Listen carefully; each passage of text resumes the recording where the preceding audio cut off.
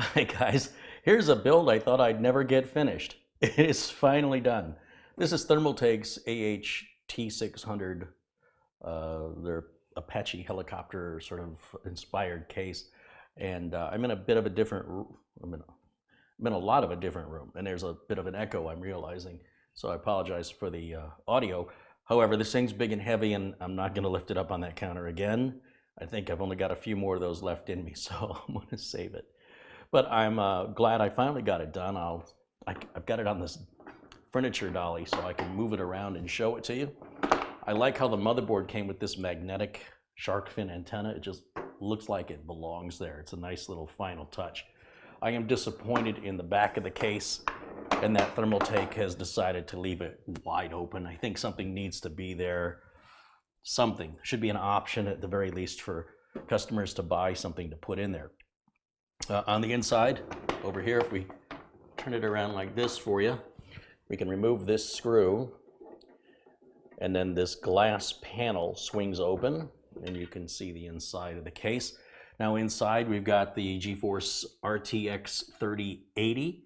We've got a Thermaltake 360 millimeter cooler. We've got 4 sticks of 16 gig G.SKILLTridentZRoyal Z RAM.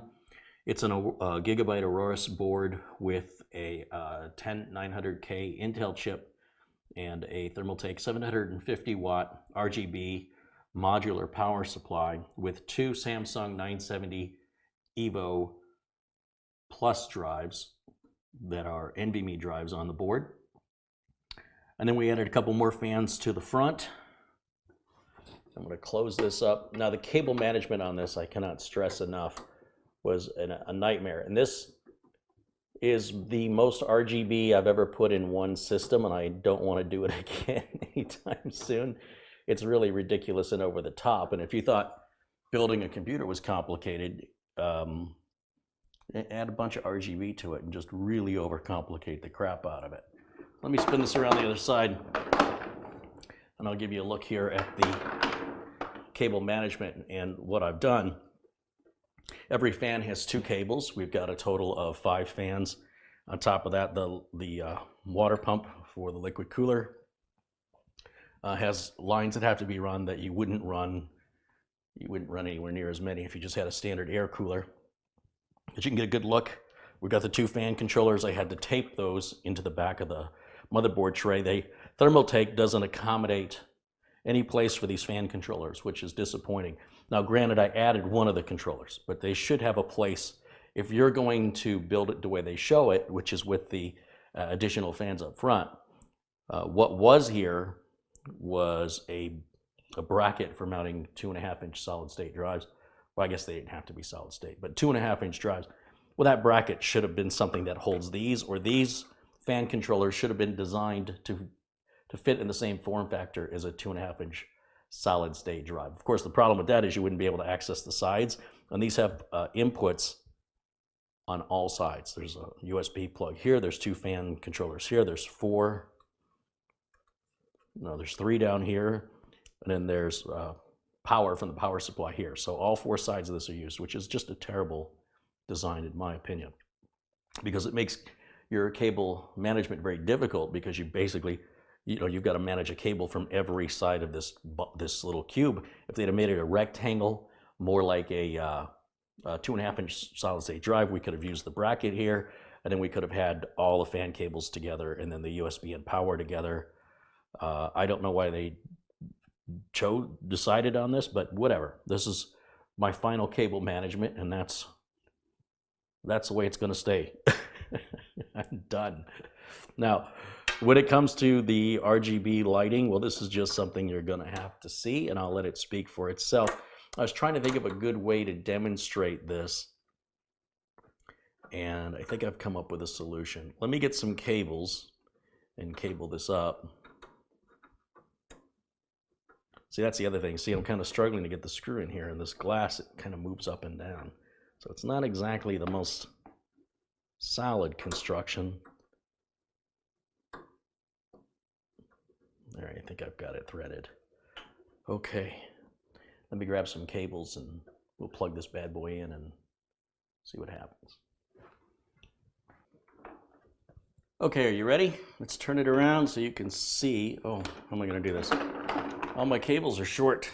Let's move this up this way.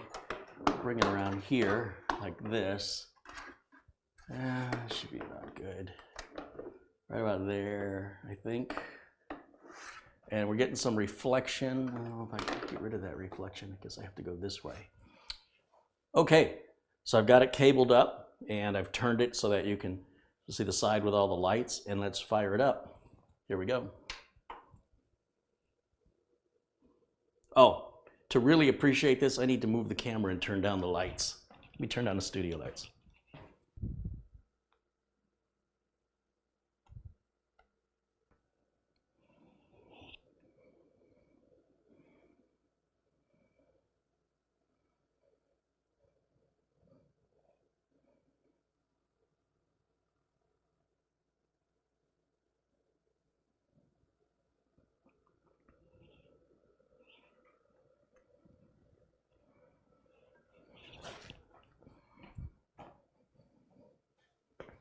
There's just RGB everywhere.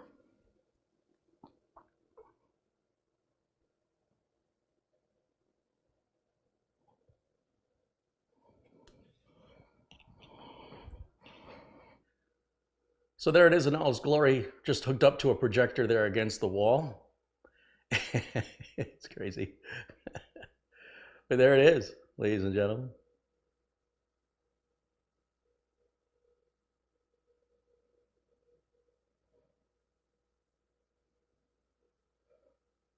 Well, I am glad that project is finally over. I've worked on that for about 5 months. I've changed the CPU out. I changed the power supply out 3 times. I had to order extra fans, and it was a learning process. I didn't really do any research on it, and I didn't really think it was going to be that much different, and it was very different from a normal build. So I want you to keep that in mind when you're watching some of these, especially time-lapse builds or over-the-top builds. Not only are they more expensive, but oftentimes they're very edited and very polished and even scripted videos that don't give you any clue as to how difficult this actually is. And even if it's not like difficult in the sense of necessarily solving puzzles, it's difficult in the sense of getting everything configured the way you're going to like it, and it's very time consuming. And it's the time consuming part that bothers me the most, because I'm in business and my time is worth money. And I wanted to do a project like this to have the experience. And I'm glad I did it, so I know never to do it again. Now, I do have the big Conquer 2. Is it Conquer 2 or just Conquer from Cougar? But that one's going to be very simple cable management. The RGB is a completely different style, so pretty much I'm not going to run any software on it. You just let the RGB go at whatever defaults, and I'm not going to tweak the settings for all the different RGB sources, which would be case fans, cooler fans, RAM, etc., etc., etc. And then I have the other large Antec Torque 2 case. That's the one with the 2 on it. Yeah, Torque 2.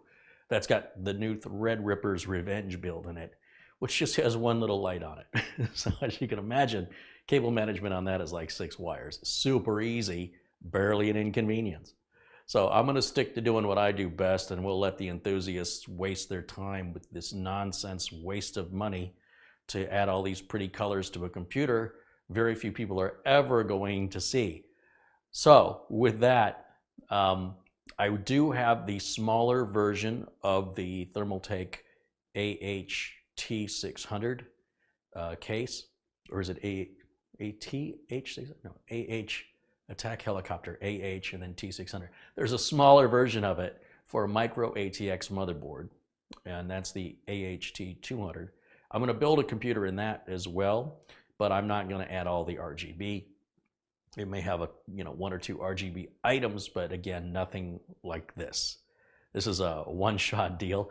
And now that I have everything finalized, I do have the final parts list in the information below the video. You've got to click right under the video. It says show more, and then that'll show you all the video notes, which lists the all the tools and parts you see in my videos, along with all the parts used in this specific build. So hey, thank you guys so much for sticking with me on this journey while I'm simultaneously doing 12 other journeys. And I'll be glad that this is getting out of here tomorrow and the person it's going to can start using it, and then hopefully it's going to work well for them. You know, we'll see if I get any support calls. This should be a fun one. Thank you so much for watching. I'll see you all again very, very soon. Until then, bye for now.